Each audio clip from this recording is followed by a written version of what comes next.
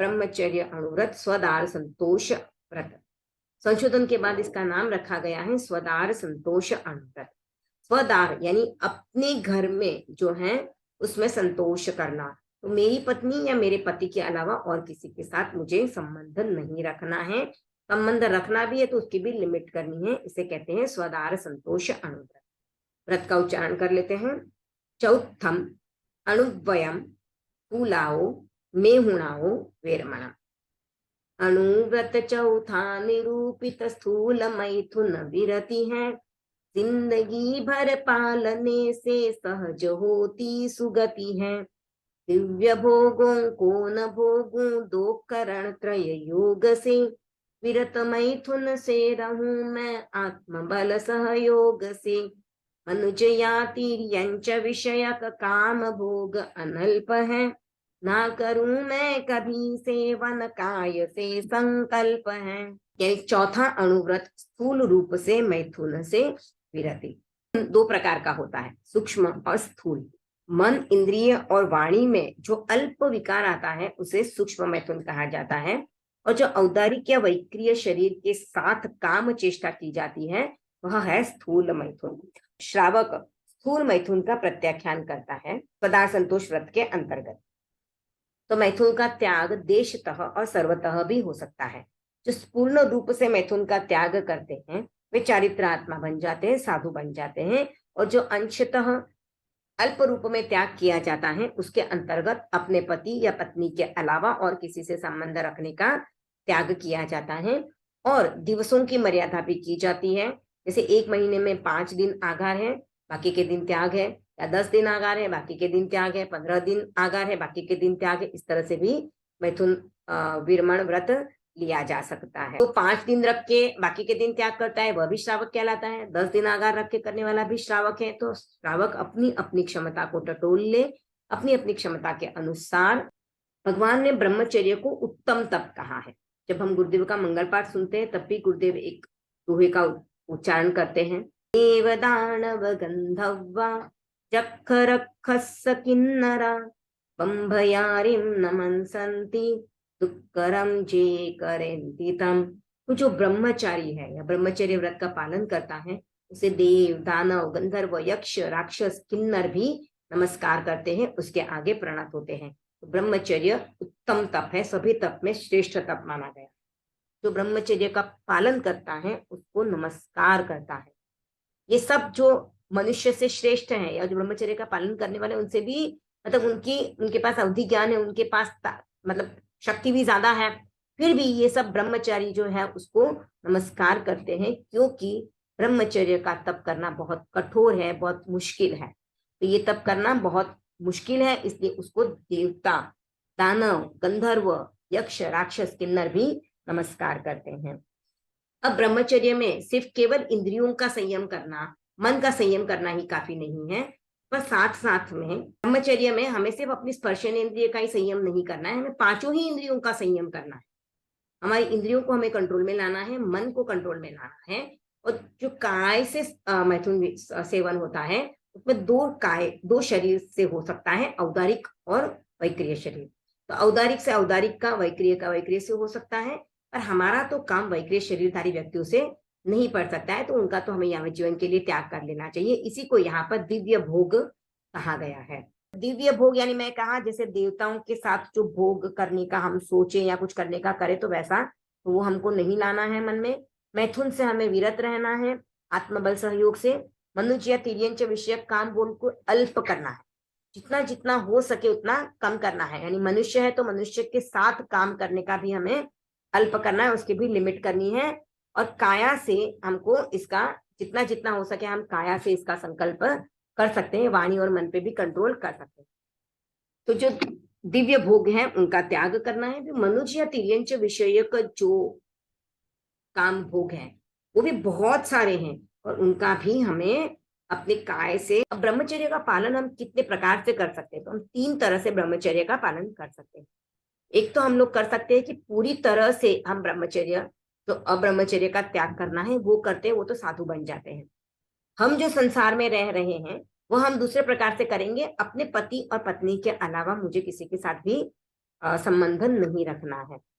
तीसरा हम जो कर सकते हैं संकल्प, या हम उसको कैसे कंट्रोल कर सकते हैं, तो दिन भर में, दिन में यानी सूर्योदय से लेकर सूर्यास्त तक अब्रह्मचर्य का सेवन नहीं करना है। तो ये तीसरा जो है, दिन भर में वैसे भी हम नहीं होता है, पर हम त्याग नहीं कर रहे हैं। बाहर कहीं जाते हैं, वहां पर शायद संभावना बन सकती हो कि दिन में काय से सेवन करने का, उनका भी त्याग करना है। तिर्यंच के साथ तो हमें त्याग कर ही देना है, और मनुष्य के साथ जो करते हैं उसमें भी हमें लिमिट कर लेनी है, जिससे कि हम इससे दूर रह सके, ब्रह्म यानी आत्मा की सन्निधि में रह सके। तो ये जो चौथा अनुव्रत है, इसका अगर हम पालन करते हैं तो हमारे जीवन में सुख, समृद्धि और स्वस्थता आ जाती है। अब इसके अतिचारों को देखेंगे। ब्रह्मचर्य सदार मैथुन से विरत होने में हम 4 प्रकार से मैथुन से विरत हो सकते हैं। पहला तो हम पूरी तरह से मैथुन सेवन का त्याग कर ले, तो वह तो साधु की कोटि में आ जाएंगे। या फिर कोई श्रावक अपने आप को इतना एक एज के बाद पूर्ण रूप से अब्रह्मचर्य का त्याग कर लेते हैं। जब पूर्ण रूप से अब्रह्मचर्य का त्याग किया जाता है तो उसमें स्त्री और पुरुष का टच भी नहीं होना चाहिए। इवन पति पत्नी भी हैं और उन्होंने पूर्ण रूप से अब्रह्मचर्य का त्याग किया है, तो एक दूसरे को स्पर्श नहीं कर सकते हैं। उनके सिर्फ आगार उसका होता है कि अगर कोई ऐसी स्थिति आ जाए, जैसे शारीरिक विवशता हो जाए, डॉक्टर के पास ले जाना पड़े, गिर गए हैं, उठाना पड़े, तो उस समय पे वे अपनी पत्नी को टच कर सकते हैं, अदरवाइज वो पर स्त्री के समान ही हो जाती है। या फिर साधु जो त्याग करते हैं वे त्याग पूर्ण अब्रह्मचर्य की श्रेणी में आते हैं, जहां पर स्त्री का कांटेक्ट ही हर तरह से पाबंदी है।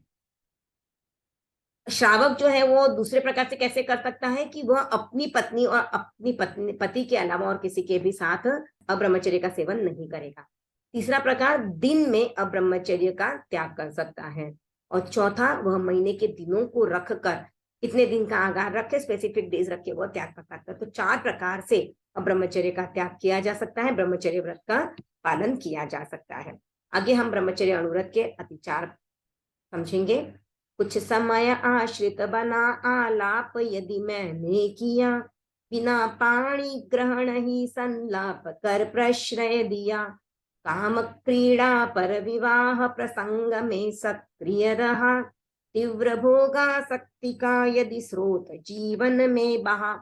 ब्रह्मचर्य अनुव्रत के भी बाकी सब व्रतों की तरह 5 अतिचार हैं। पहला जो है वह है इत्वरिक परिग्रहिता गमन, यानी कुछ समय आश्रित बना, यानी थोड़े समय के लिए किसी पर स्त्री के साथ मैंने संबंध रखा। इत्वरिक का अर्थ है अल्पकालिक या अस्थायी। तो किसी स्त्री के साथ कुछ दिनों या महीनों के लिए धन देकर अपने पास रखना, उसके साथ मैथुन का सेवन करना, यह इस अतिचार के अंतर्गत आता है।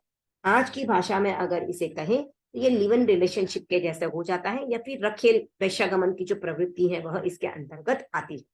दूसरा अतिचार है अपरिग्रहिता गमन, यानी जो स्त्री किसी के द्वारा परिग्रहित नहीं है या जिसे स्वीकृत नहीं किया गया है, या कोई पुरुष भी इस तरह से है जिसको छोड़ दिया गया है या वह छोड़ के आया हुआ है, तो ऐसे पति, ऐसे पुरुष या स्त्री के साथ संबंध रखना तो घरेलू या बाजारू रूप में भी हो सकता है, प्रोफेशनलिज्म में होता है, घर में भी होता है। तो इस तरह का जो व्यभिचार का सेवन होता है वह इस अतिचार के अंतर्गत आता है।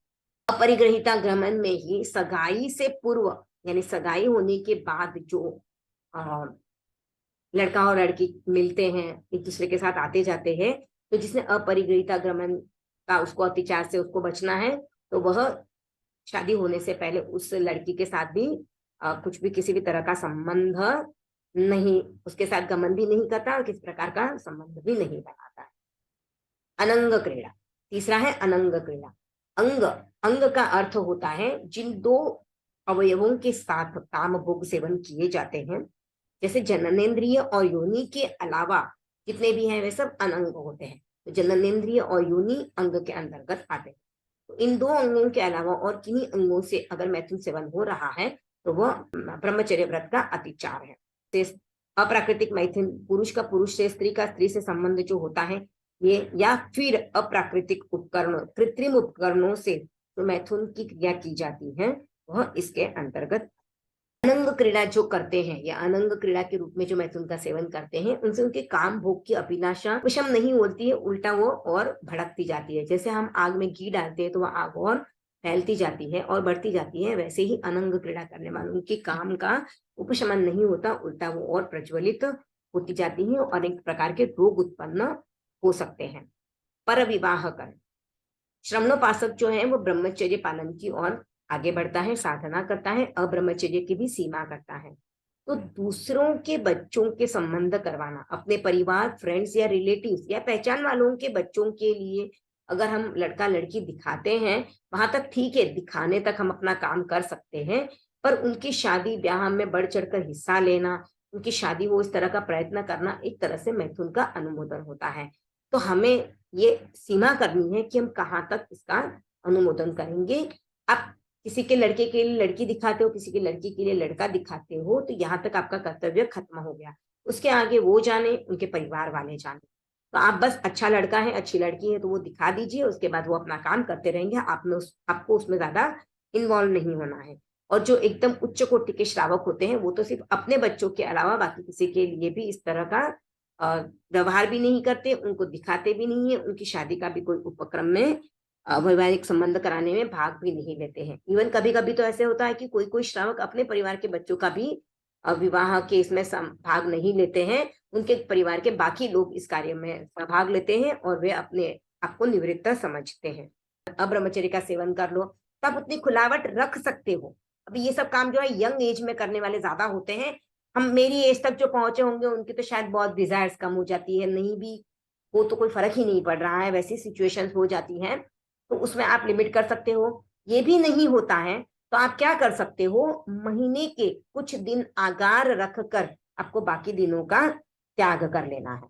जैसे महीने के 5 दिन आगार रख लीजिए, 25 दिन का त्याग। बहुत ज्यादा आपकी कैपेसिटी है कि मैं त्याग कर सकती हूँ तो, नहीं तो महीने के 10 दिन खुले रख लीजिए, 20 दिन का त्याग। महीने के 20 दिन खुले रख लीजिए, 10 दिन का आप त्याग कर सकते हो। यानी भगवान महावीर ने कहा है कि अपनी अपनी क्षमता को टटोल कर कोई 10 दिन रख के त्याग करता है वह भी श्रावक है, कोई 20 दिन रख के त्याग करता है वह भी श्रावक है, और कोई 25 दिन रखकर 5 दिन का भी त्याग करे तो वह भी श्रावक ही कहा जाता है। तो आप देखिए आपको श्रावक के किस कोटि में आना है, आप किस कोटि में आ सकते हो, ये अपनी अपनी क्षमता को टटोल कर हमें करना। अब इसके अतिचार जानने के लिए हम पहले इसके पद्य का उच्चारण करेंगे। ब्रह्मचर्य अनुव्रत, स्वदार संतोष अनुव्रत के 5 अतिचार। कुछ समय आश्रित बना आलाप यदि मैंने किया, बिना पाणी ग्रहण ही संलाप कर प्रश्रय दिया। काम क्रीड़ा पर विवाह प्रसंग में सक्रिय रहा, तीव्र भोगासक्ति का यदि स्रोत जीवन में बहा। सबसे पहला जो है अतिचार, 5 अतिचार है। सबसे पहला अतिचार है इत्वरिक परिग्रहिता गमन, यानी इत्वरिक यानी अल्पकाल के लिए, अस्थाई, जो कांस्टेंट नहीं है, यानी थोड़े समय के लिए किसी स्त्री या पुरुष के साथ संबंध बनाते हैं, तो वह जो है वह पहला अतिचार है। जैसे वेश्यागमन किया जाता है, कोई स्त्री के साथ 1 महीना 2 महीना के लिए रह के उसको पैसे दे के उसके साथ संबंध रखा जाता है, या फिर कोई विधवा स्त्री है, किसी को पति ने छोड़ दिया है, या किसी पत्नी ने किसी पति को छोड़ दिया है। वैसे पति मतलब पत्नी को छोड़ दिया ऐसे बोल रही, पर अपोजिट वाइस वर्सा भी आएगा, पति भी ऐसा हो सकता है। तो जैसे पति को भी जैसे पति की भी पत्नी मर चुकी है तो वैसा भी पति है, तो वो भी अगर किसी के साथ थोड़े समय के लिए कोई संबंध बनाते हैं तो वह पहला अतिचार के अंतर्गत आता है। आज की भाषा में बोले तो लिव इन रिलेशनशिप, जो शादी करने से पहले किसी को जांचने परखने के लिए साथ में रहते हैं, सब कुछ कर लेते हैं, उसके बाद भी ना हो सकती है। तो ये लिव इन रिलेशनशिप में रहना, यानी ये ब्रह्मचर्य अनुव्रत का एक दोष है, अतिचार। पैसे देकर, शॉर्ट में समझिए, किसी के साथ पैसे देकर आप संभोग करते हो, या फिर किसी की मर्जी से भी करते हो पर आपका उसके साथ विवाह नहीं हुआ है, तो वह इस अतिचार के अंतर्गत आता है। दूसरा जो है वह अपरिग्रहिता गमन, ये भी उसी तरह का है कि जिस पति या पत्नी को जिसने छोड़ा है उसके साथ, या फिर वेश्या के साथ। अब ये वेश्या घर में भी ऐसे वेश्या प्रवृत्ति करने वाले होते हैं और प्रोफेशनली भी करने वाले होते हैं। कभी कभी क्या होता है, एक्स्ट्रा मैरिटल अफेयर्स जो होते हैं वो भी इसके अंतर्गत आते हैं, यानी शादी तो हो चुकी है लेकिन उनसे सेटिस्फाइड नहीं है तो और किसी पर पुरुष या पर स्त्री से संबंध रखे जाते हैं अपने जीवन साथी से छुपाकर। अभी तो शायद मैंने सुना है ये वाइफ स्वैपिंग जो होता है, आजकल व्हाइट कॉलर क्राइम बन गया है ये, जो बाहर घूमने फिरने जाते हैं वहां पर पत्नियों को एक्सचेंज किया जाता है। पति भी उसमें कंसेंट होते दिया हुआ था, पत्नी की भी कंसेंट होती है और एक दूसरे की पत्नियां एक्सचेंज करके उनके साथ संबंध बनाए जाते हैं और ये बाहर ओपन नहीं होता है, पर यह भी एक तरह की वेश्यावृत्ति ही है। तो ये जो हम कर रहे हैं, ये हम कर रहे हैं, सॉरी, ये जो हो रहा है समाज में, ये भी एक तरह से क्या बोलते हैं उसको, राख के नीचे दबी हुई आग है जो हमें दिखाई नहीं दे रही है पर वो स्फोट हो जाती है। काम ऐसा ही है, काम जो है यानी मैथुन की जब इच्छा होती है तो उसे रोकना बहुत मुश्किल हो जाता है। इसे कहते हैं कि वो मिंगने की आग होती है ना, या अंदर जो आग जलती रहती है वो अंदर अंदर से जलाती है, दीमक की तरह अंदर से खा जाती है, ऐसी आग होती है। तो हम जब काम की इच्छा करते हैं तो हमारी पांचों इंद्रियों में से हमारी आंखें और हमारे कान, ये जो हैं, ये इनको काम कहा जाता है, कामी इंद्रिया कहा जाता है, क्योंकि ये जो दोनों इंद्रियां हैं ये वस्तु को ऐसे ही देख के भी उसको ग्रहण कर लेती है। जैसे कोई, हम देखिए हम कहीं बाहर जाते हैं और कोई पुरुष की हमारे पे नजर पड़ती है तो हमें लगता है कि वो कैसे घूर घूर के देख रहा था, उसकी नजर हमें अच्छी नहीं लगती है, तो आंखों से भी काम का सेवन कर लिया जा सकता है, या फिर शब्द सुन के भी काम की एक फीलिंग आ जाती है। इसके लिए इन दोनों इंद्रियों को कामी इंद्रिया कहा जाता है। और बाकी जो तीनों इंद्रियां हैं, घ्राण, रसनेन्द्रिय और स्पर्शनेन्द्रिय, ये भोगी इंद्रिया कहा जाता है, यानी ये वस्तु के साथ डायरेक्ट कांटेक्ट बना के ही अपना काम कर सकती है, दूर से नहीं कर सकती है। दूर से काम करने का कार्य आंखें और शब्द, हमारे कान, ये दो कर सकते हैं। इसीलिए हमें इन इंद्रियों का भी संयम करना है, न तो बुरा सुनना है, न बुरा देखना है, और न बुरा बोलना है, न किसी बुरे वस्तु के संपर्क में भी हमें जाना है। तो ये दूसरा था अतिचार, जिसको हमें कंट्रोल करना है। अगर हम कहीं पर देखें तो उन्हें भी हम प्रेरणा दें, हमारे आसपास भी कहीं ऐसी प्रवृत्तियां होती हुई दिखाई दे तो हम उन्हें भी रोकने की प्रयत्न करें। तीसरा है अनंग क्रीड़ा। अनंग क्रीड़ा, अंग और अनंग, इनको समझेंगे। अंग यानी जो हमारे शरीर के सामान्य अवयव है, और अनंग, अंग यानी हमारे अवयव जो मैथुन सेवन में काम आते हैं। जो दो ही हैं, एक तो होती है जननेन्द्रिय और एक होती है योनि। ये दो अवयव जो हैं वो अंग कहलाते हैं। इसके अलावा जितने भी हैं वे सब अनंग कहलाते हैं। तो अनंग अवयवों से अगर कोई मैथुन का सेवन करता है तो वह भी उसका अतिचार है। जैसे जो समलैंगिक होते हैं, स्त्री का स्त्री के साथ, पुरुष का पुरुष के साथ, तो ये भी अतिचार है, अलाउड नहीं है, नहीं करना चाहिए। या फिर अप्राकृतिक रूप से जो कोई मैथुन करते हैं तो वो भी इसका अतिचार है। या फिर कृत्रिम उपकरणों से या वस्तुओं से जो मैथुन सेवन का फीलिंग लेने की कोशिश करते हैं तो वो भी अतिचार के अंतर्गत आता है। चौथा है पर विवाह करण। दूसरों के विवाह करने में हम ज्यादा उत्सुकता लेते हैं। जैसे कोई विवाह नहीं कर रहा हो तो हम उसको बोलते हैं, अरे क्यों नहीं विवाह कर रहा है, तुझे करना चाहिए। हम उसको प्रोत्साहित करते हैं। या अपने परिवार, अपने फ्रेंड्स के अलावा हर किसी के शादी ब्याह करवाने की हम कोशिश करते हैं, तो ये हमें नहीं करना चाहिए। हमारे परिवार, हमारे फ्रेंड्स, हमारे रिलेटिव्स में अगर हम कहीं आपस में लड़का लड़की दिखा रहे हैं, वहां तक बात ठीक है। आप लड़का लड़की सजेस्ट कर रहे हो, भाई ये लड़का है, अच्छा है, ये लड़की है, आपके परिवार के योग्य हैं, आप यहाँ पे संबंध कर ली, आप देख लीजिए, संबंध कर लीजिए, या फिर ऐसा हमें नहीं कहना चाहिए। हमें उनको दिखा देना चाहिए, भाई यहाँ पर ये है, बाकी आप आपके हिसाब से आपका देख लीजिए। क्योंकि आप अगर उनकी शादी में ज्यादा इंटरेस्ट लेते हो, उत्सुकता दिखा देते हो, तो एक तरह से आप मैथुन का अनुमोदन कर रहे हैं। तो मैथुन का अनुमोदन करना यानी पाप कर्मों का बंधन करना होता है। वैसे हम संसार में रहते हैं तो बहुत सारी प्रवृत्तियां हमको करनी होती हैं, पर जो उच्च कोटि के श्रावक होते हैं वे इन सबसे विरत होते हैं। अब देखिए, मैंने बता दिया किसी की शादी करवाना, मैथुन का अनुमोदन करना है। तो आप अगर ये काम छोड़ देते हो तो सिर्फ ये बात आपको समझ में आई, इसके लिए आपने छोड़ दिया, पर बाकी बात आप नहीं करते हो, तो फिर ये तो ऐसे हो गया कि सेल्फिश हो गए हम। कि मेरा जहाँ पे मुझे फायदा दिख रहा है वो मैं नहीं करूंगी। जैसे मैंने अगर बोल दिया कि माता पिता की सेवा करने में आपके लौकिक धर्म है, तो आप बोलोगे रेखा जी ने तो बोला था कि माता पिता की सेवा करना लौकिक धर्म है, बच्चों का लालन पालन करना लौकिक धर्म है, तो मैं तो नहीं करूंगी अब ये काम। मैं क्यों करूं, मेरे को तो भाई लौकिक धर्म नहीं करना है। तो क्या आप पूरा टाइम लौकिकोत्तर धर्म कर रहे हो क्या? नहीं कर रहे हो। तो सिर्फ अपना बेनिफिट देके किसी ने कोई चीज बताई है उसको अगर हम ले लेते हैं तो ये भी आपके एक तरह से कर्मों का बंध होता है, क्योंकि आपकी जो रिस्पॉन्सिबिलिटी है, आपके कर्तव्य है, आप अगर पूरे नहीं करते हो, इस वजह से दूसरे को असहता पहुंचती है। दूसरे को असहता पहुंचा रहे हो तो आपको भी असहता वेदनीय कर्म का बंध हो जाता है और कहीं ना कहीं आपको भी असहता पहुंचेगी।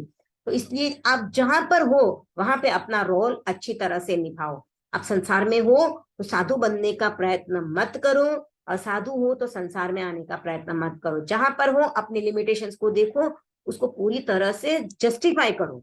अगर आप संसार में हैं तो संसार की प्रवृत्तियां करनी पड़ती हैं, यह सोच के उनको कीजिए और उनमें आसक्त मत होइए, और उनको करने में भारी कर्मों का बंध मत कीजिए, गाढ़ कर्मों का बंधन मत कीजिए। करना पड़ता है इसके लिए कर रहे हैं, ऐसा सोच के उनको कार्य करके अपना दायित्व निभा लीजिए।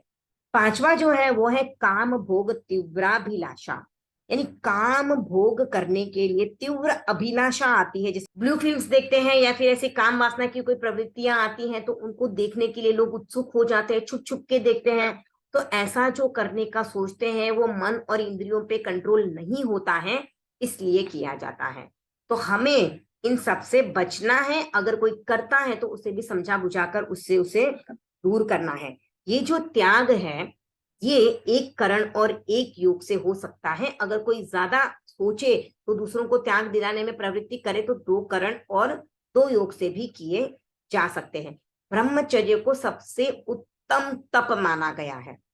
तप में सबसे उत्तम तप है ब्रह्मचर्य तप। मैंने बताया अभी, इंद्रियों का मैंने पहले ही बता दिया था। तो इंद्रियों का कंट्रोल करना है, मन को कंट्रोल करना है। अगर ऐसी कोई सिचुएशन आ जाती है आपके सामने तो उससे भी खुद को सेफ रखना है। समझो आपके शील व्रत पर कहीं पर कोई ऐसा दाग लगने की संभावना आती है तो उसमें भी हमें किस तरह से जागरूक रहना चाहिए वो हमें देखना है।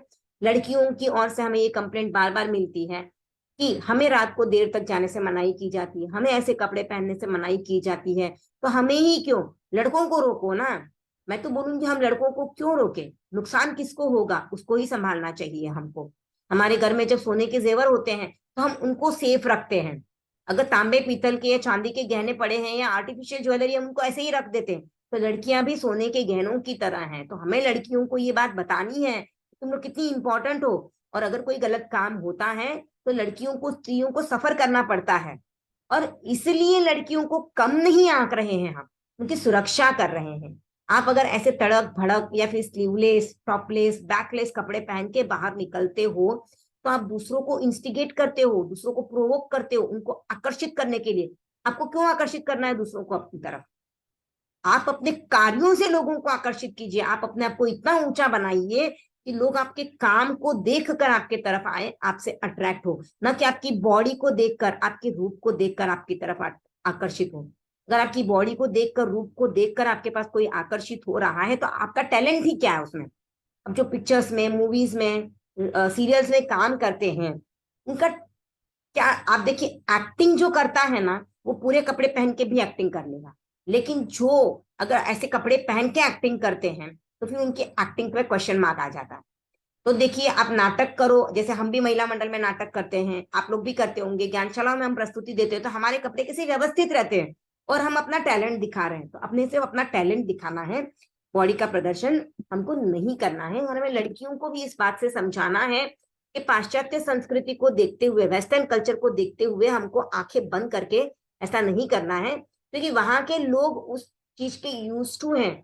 उनके सामने कोई बिकनी पहन के आ जाए ना तो उनको कोई फर्क नहीं पड़ता है, क्योंकि वो लोग हमेशा वैसी ही चीजें देखते हैं। पर हमारे यहाँ पे अगर कोई लड़की इस तरह से बाहर निकले तो सिर्फ लड़के और आदमी ही नहीं, हम औरतें भी उनको घूरने लग जाती है कि इसने इतना छोटा स्कर्ट पहन लिया है, इतना छोटा पहन के बाहर निकले, अरे इसका देख ऊपर से तो पूरा खुला दिख रहा है, अरे देख इसका तो सामने से सब दिख रहा है।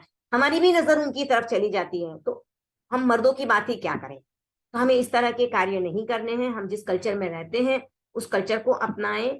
हमें अपने आप को अपग्रेड करना है, ना कि दूसरों का देख के हमको डिग्रेड होना है, हमको अपग्रेड होना है, इसे ही हमें ध्यान रखना है। इसी के साथ आज की क्लास हम यहीं पे संपन्न करेंगे, टाइम बहुत कम बचा है, मीटिंग एंड हो जाएगी, मैं वापस रिस्टार्ट नहीं करूंगी। अगर किसी का डाउट हो तो तुरंत पूछ लीजिए, नहीं तो हम अगली क्लास में डाउट ले सकते हैं, और चाहिए तो मैं वापस रिस्टार्ट करूं मीटिंग को अगर जरूरत लगे तो। किसी का कोई डाउट नहीं है? मुझे लगता है सबको समझ में आ गया है।